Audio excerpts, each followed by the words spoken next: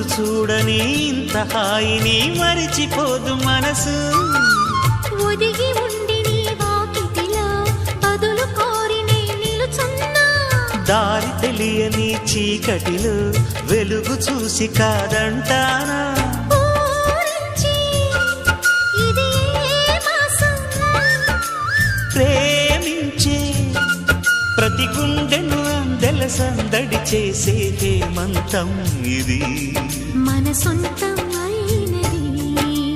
కిలకిల నవ్వే కోయిల కోసం వచ్చింది మధుమాసం.